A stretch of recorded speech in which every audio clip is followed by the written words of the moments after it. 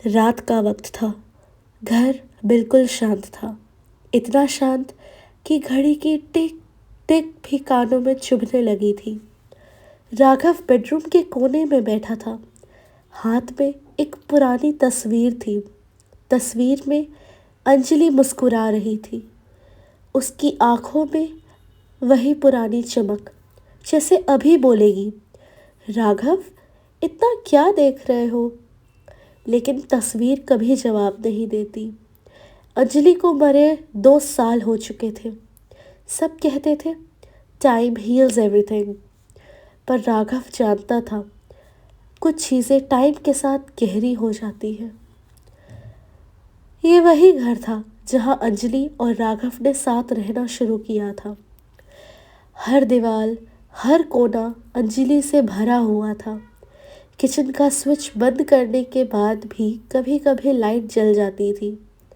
Bathroom के शीशे पर सुबह हल्की सी उंगलियों की लकीरें होती थी। राघव हर बार खुद को यही समझाता, बस दिमाग का वहम है। पर एक रात उसने क्लियरली सुना, राघव। आवाज़ धीमी थी, बिल्कुल अंजलि जैसी। राघव का शरीर सुन्न हो गया। उसने पीछे मुड़कर देखा, कुछ नहीं था। समय के साथ राघव ने सीख लिया इग्नोर करना। उसने अंजलि की तस्वीरें अलमारी में बंद करके रखी, उसके कपड़े डोनेट कर दिए, उसका नाम सोचना भी कम कर दिया। और तब नेहा नाम की एक लड़की उसकी ज़िंदगी में आई। नेहा सिंपल थी, शांत, समझने वाली। उसने राघव के दर्द को कभी छेड़ा नहीं, बस चुपचाप उसके साथ रही। धीरे धीरे राघव फिर से जीने लगा। कुछ महीनों बाद नेहा उसी घर में उसके साथ ही रहने लगी, अंजलि के घर में। नेहा को पहली रात ही अजीब सी फीलिंग हुई। घर बड़ा था पर हवा भारी लग रही थी। रात के 2 बजे नेहा की नींद खुल गई। उसे लगा जैसे कोई किचन में चल रहा हो। राघव, उसने धीरे से पुकारा। कोई जवाब नहीं। जब वो किचन तक पहुंची, सब कुछ बिल्कुल ठीक था, बस एक चीज़ अलग थी। फ्रिज पर लगा हुआ एक छोटा सा नोट। उस पर लिखा था, ये मेरा घर है। नेहा का दिल जोर से धड़कने लगा। उस रात के बाद नेहा को अजीब सपने आने लगे। सपनों में वो खुद को शीशे के सामने खड़ा देखती, पर रिफ्लेक्शन उसका नहीं होता, रिफ्लेक्शन अंजलि का होता। और अंजलि शीशे के उस पार से कहती, तुम मेरी जगह ले रही हो। सुबह उठकर नेहा का गला सूखा होता, आंखों के नीचे गहरे काले गड्ढे। राघव बोलता, तुम थक गई हो बस।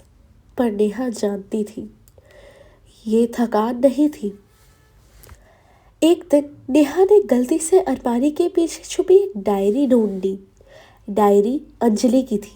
उस पे लिखा था, राघव सिर्फ मेरा है, अगर मैं नहीं रही तो भी।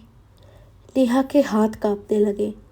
उसी रात नेहा ने शीशे में अपना चेहरा देखा और एक पल के लिए उसे ऐसा लगा कि उसके बाल अंजलि जैसे हो गए हैं। उसकी मुस्कुराहट अंजलि जैसी लग रही है। नेहा चीखना चाह रही थी, पर आवाज़ ही नहीं निकल रही थी। राघव ने भी बदलाव महसूस किया। नेहा अब वैसे बात करती थी जैसे अंजलि करती थी। वही पसंद, वही गैस का तरीका, वही खामोशी। एक रात राघव ने नेहा से पूछा, तुम्हें ये सब कैसे पता। नेहा ने मुस्कुरा कर जवाब दिया, तुम भूल गए हो पर मैं नहीं। उस पल राघव समझ गया, अंजलि गई नहीं, अंजलि रुक गई थी। आखिर में राघव घर के बीच खड़ा है। सामने नेहा खड़ी थी, पर उसकी आंखों में नेहा नहीं थी।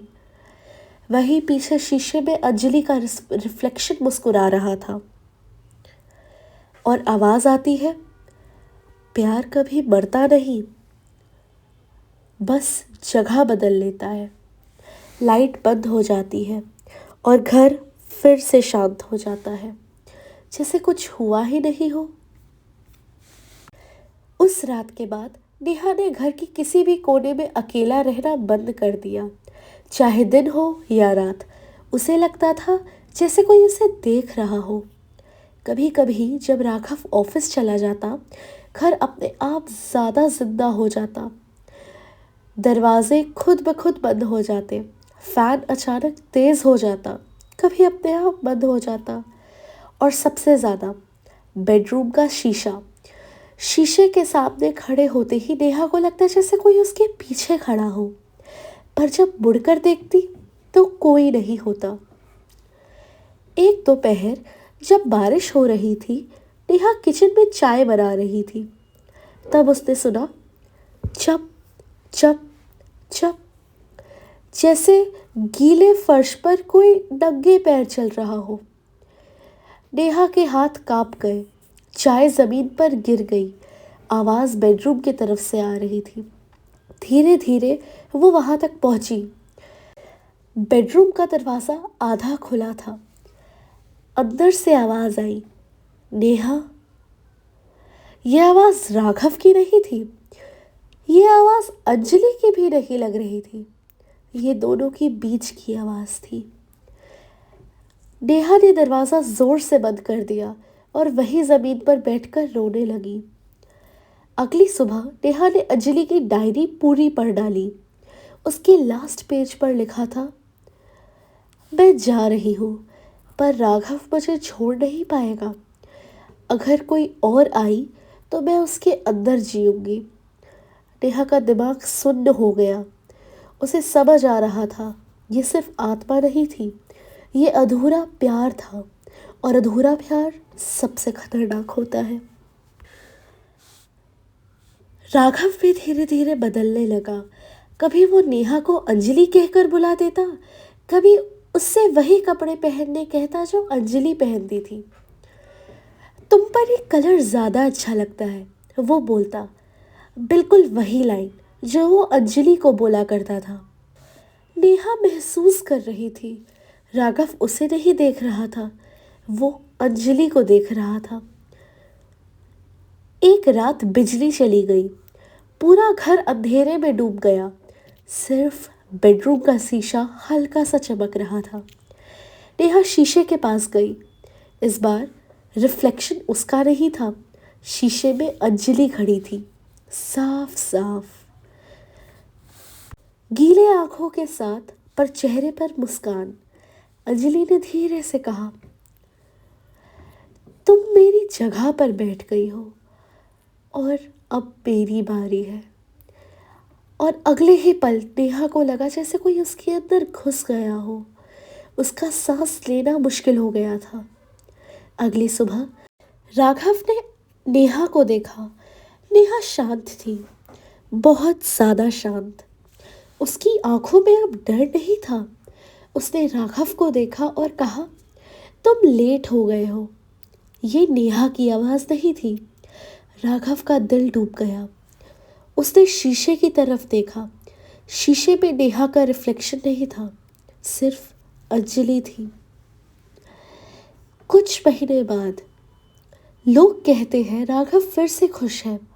उसके साथ एक लड़की रहती है, बिल्कुल अंजलि जैसी। वही हंसी, वही पसंद, वही नज़र और वही प्यार।